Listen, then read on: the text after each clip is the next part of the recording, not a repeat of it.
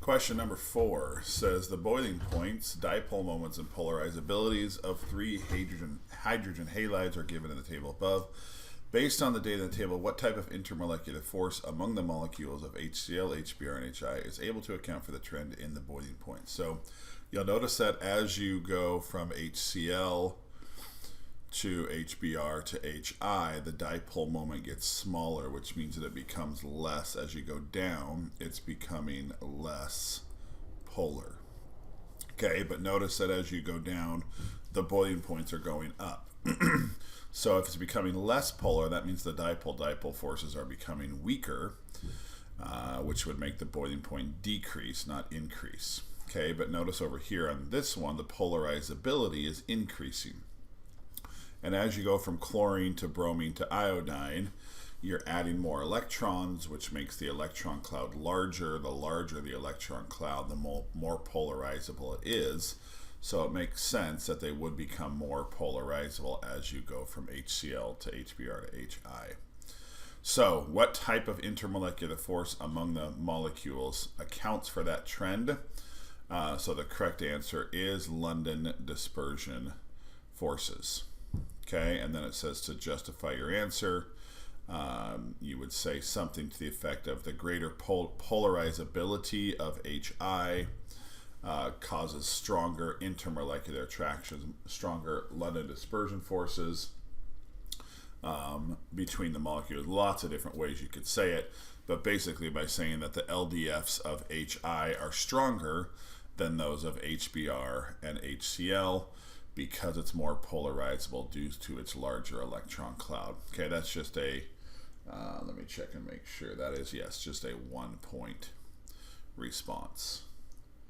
Okay, oh, just kidding, no, that's wrong. Okay, they did. They gave you 1 point for saying London dispersion forces, then they gave you another point for your justification. So my justification, I wrote, since HI's molecules are more polarizable, its London dispersion forces are stronger, creating a higher boiling point. Something along those lines would get you the point. Okay, part B says, well, the student predicts that HF would be 174 Kelvin for its boiling point. It's actually 293. How come? Explain the failure of the student's prediction in terms of the types and strengths of intermolecular forces. Okay, so HF molecules obviously are going to exhibit hydrogen bonding between its molecules, and hydrogen bonding is the strongest IMF. Okay, and that's really what they're looking for in part B. That one was a 1 point response. So you've got 2 points for part A, another point for part B. Part C says draw a representation of the 5 HBr molecules after complete vaporization has occurred. So there it is in the liquid state. They're very close to each other. Once all of those intermolecular attractions have been broken, what does it look like? Well, basically it's the same thing, but now they're just all separated. So you're going to have all 5 of them still just randomly moving around where they're not near each other anymore. They're all just randomly separated, moving.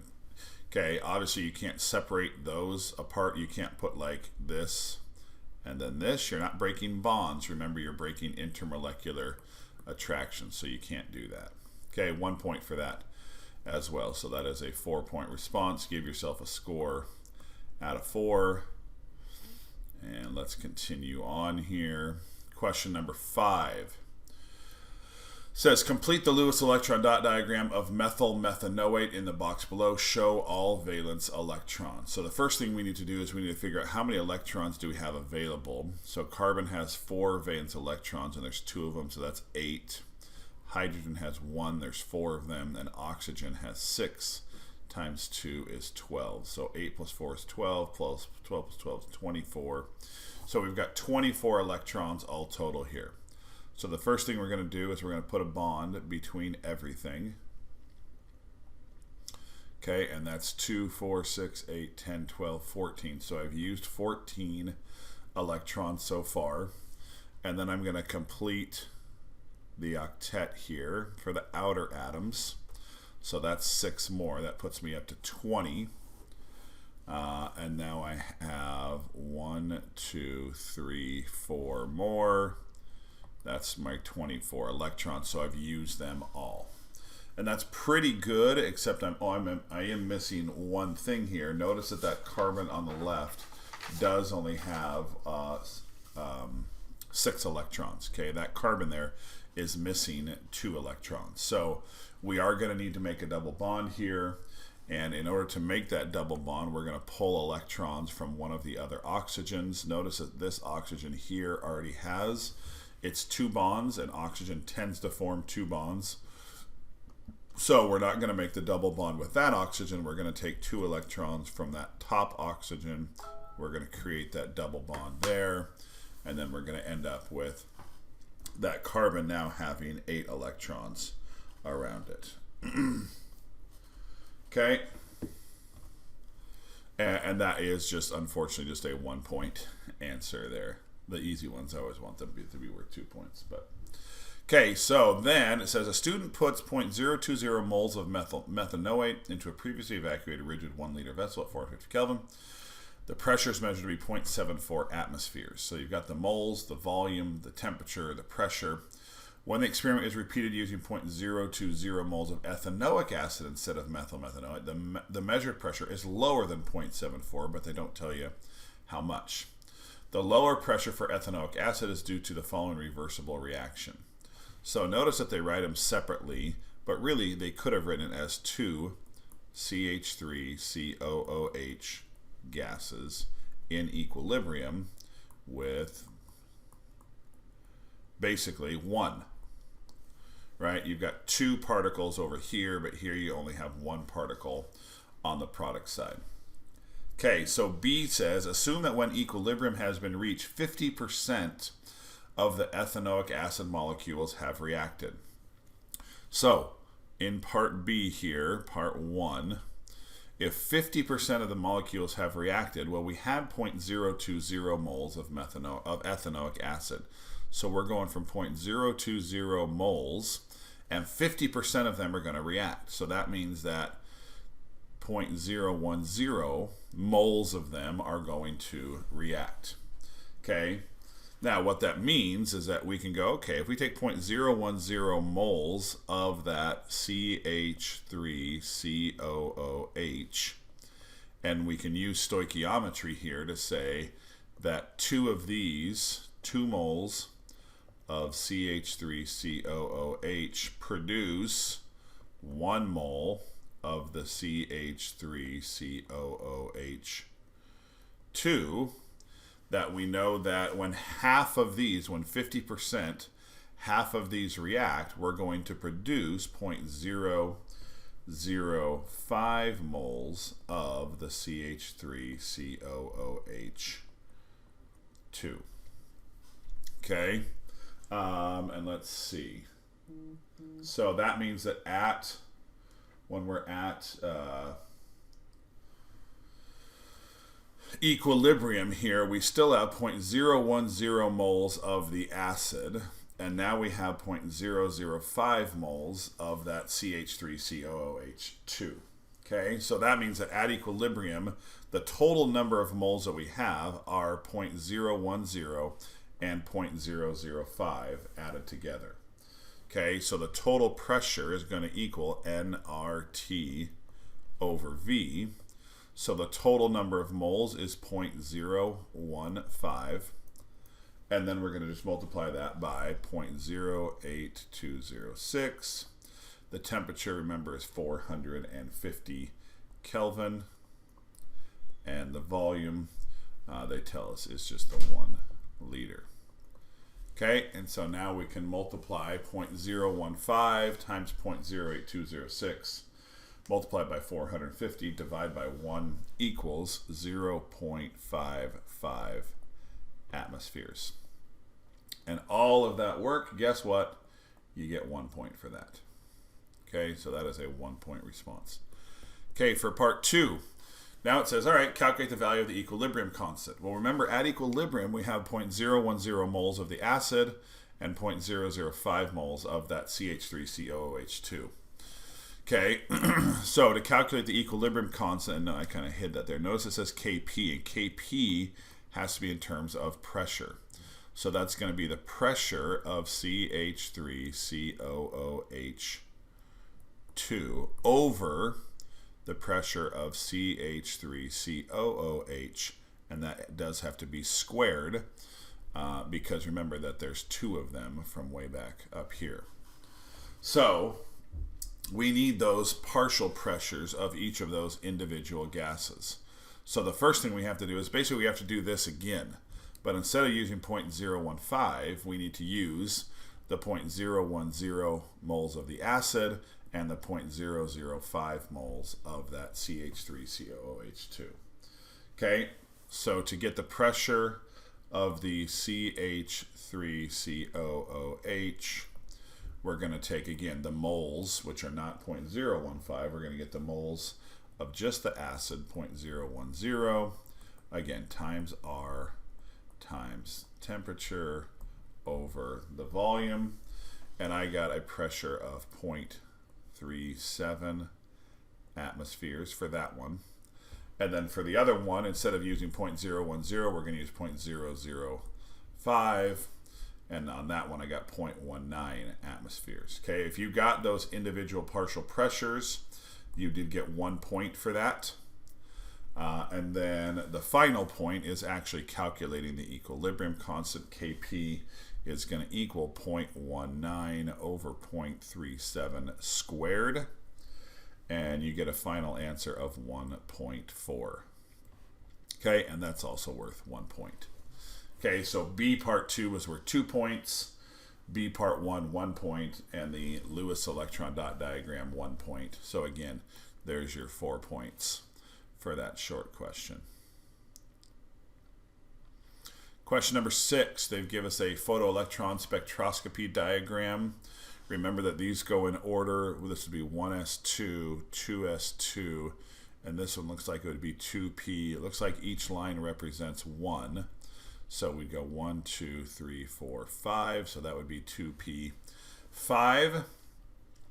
It says the complete photoelectron spectrum of an unknown element is shown above. The frequency ranges of different regions of the electromagnetic spectrum are given in the table below. Okay, great. Okay, part A says to generate the spectrum above, a source capable of producing electromagnetic radiation with an energy of 7 times 10 to the 4th kilojoules per mole of photons were used. Such radiation is from which region of the electromagnetic spectrum? Justify your answer with a calculation. Okay, the only information they give us about the area of the spectrum is the frequency. Okay, so we somehow have to get frequency from the energy in terms of kilojoules per mole. Now, remember that when we use energy from the energy equation E equals HV, that energy is the amount of energy of joules per photon. Not per mole of photons, but just per photon. So one of the things that we have to do here is we have to take 7 times 10 to the 4th kilojoules over moles. And there's 2 things we have to do here. One of them, we have to convert kilojoules to joules. And again, they're not going to give you this conversion on the AP test. You just have to know that 1 kilojoule equals 1,000 joules. Okay, and then that cancels our kilojoules. And then we can say that we've got moles on the bottom, that in 1 mole of photons, there are 6.022 times 10 to the 23rd photons. Okay, and then the moles cancel, and now we have joules per photon. Okay, so when you convert that, let's see, I got an answer of 1.16 times 10 to the negative 16th joules per photon. And again, that's the energy in, again, joules per photon. If you get that, that is worth 1 point. Okay, now what we have to do is we have to take the equation E equals HV to solve for frequency. So obviously we're going to divide by Planck's constant. So we're going to take 1.16 times 10 to the minus 16th over 6.626 times 10 to the negative 34th joule seconds. And we get an answer of a frequency of 1.8 times 10 to the 17th seconds to the minus 1. And then I come back up here and I go, okay, it's to the 17th. And in terms of significant figures, yes, I know that does only have 1. So this should be, I guess we should have rounded that to 2 times 10 to the 17th, which again doesn't really matter because clearly it falls into this region right here, which is the X-ray region. Okay, so if you got this correct answer and you said that it's the X-ray region, you did get 1 point for that as well. So that is a 2-point response. Okay, part B says a student examines the spectrum and proposes that the second ionization energy of the element is 3.88 times 10 to the 3rd kilojoules per mole. To refute the proposed interpretation of the spectrum, identify the following.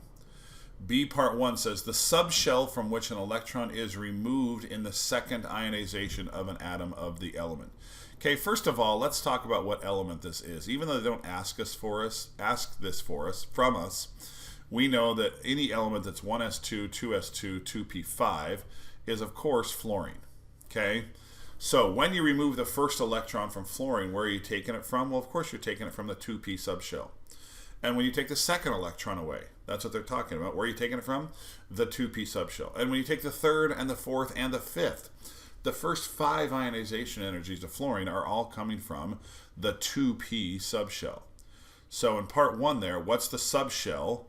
Where the electron is removed in the second ionization of the element? Absolutely the 2p subshell. It doesn't say explain it. It just says identify the following. We've identified it. Don't say anything else. That is a 1-point response. Okay, number 2 says the subshell that corresponds to the second peak of the photoelectron spectrum above. Well, whether you count it as 1, 2 or 1, 2, of course they did that on purpose. The second one is certainly this peak right here in the middle. And again, as we know, since they tell us this is the complete photoelectron spectrum, this again has to be the 1s subshell. This is therefore the 2s subshell. Okay? And so that's it. What's the subshell that corresponds to the second peak? The 2s subshell. That's also worth 1 point. So 2 points for part A, 1, 2, and then 1 point for each of those ones in part B. So again, there's our 4 points. Question number 7.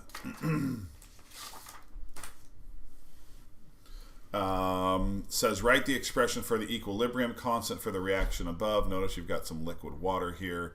So for part A, Ka is going to equal the concentration of H3O plus. If you replaced H3O plus with H plus, that's fine. But if that plus isn't there, it's wrong. Times C9H7O4 minus over the concentration of H. And again, yes, that negative has to be there. HC9H7O4. Okay, and that was a 1 point response there. Okay, part B says calculate the value of Ka for acetyl salicylic acid. They do tell you that the pH is 2.78. So if the pH equals 2.78, remember the pH is just a measure of the hydrogen ion concentration. So first of all, we need to take 10 to the negative 2.78, and that's going to give us the hydrogen ion concentration. So that equals 1.66 times 10 to the minus third. And we know that number is equal to the H3O plus or the H plus concentration. We also know that it's equal to the concentration of that conjugate base, C9H7O4 minus. Okay, because for every one of these, you get one of these. So those concentrations are going to equal each other. Okay, so that's all we need. So then to figure out the equilibrium constant, the Ka value equals 1.66 times 10 to the minus third.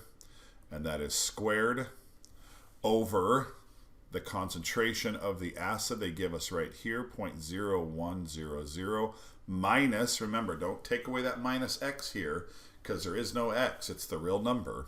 So minus 1.66 times 10 to the minus third, and we get our answer.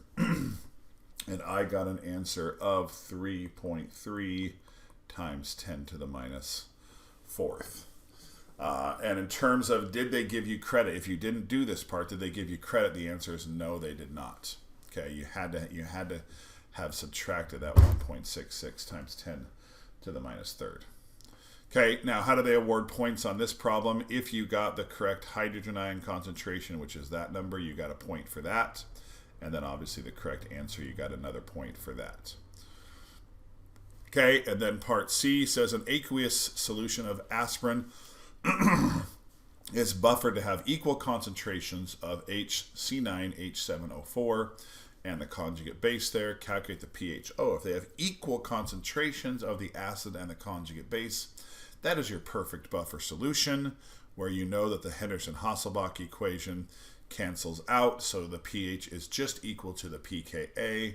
The rest of that is that log part where when those concentrations are the same, they cancel each other out.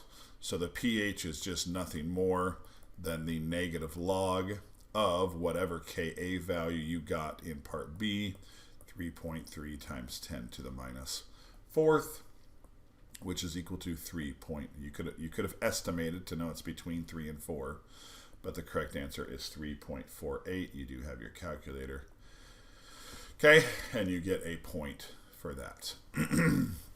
Okay, so there is your 4 points for that one. Okay, and so now you do have a final score here. You've got 30 points. So from multiple choice, you've got your 50 points. From your free response, you've got your 30 points from the first three. You've got 16 from here. You've got your total of 46. So remember, whatever your score is, let's say I got a 30 out of 46. I'm going to multiply that number by 1.083 to make my score out of 50. And then I'm going to take my score from the multiple choice. I'm going to take my score from the free response, and I'm going to add them up. Now, this one was pretty close to the normal score range. So if you got from 79 to 100, you got a 5. If you got 64 to 78, you got a 4. If you got a 48 to a 63, you got a 3. And if you got from a 32 to a 47, you got a 2. And anything less than a 32 is a 1. So calculate that score and get a final score there.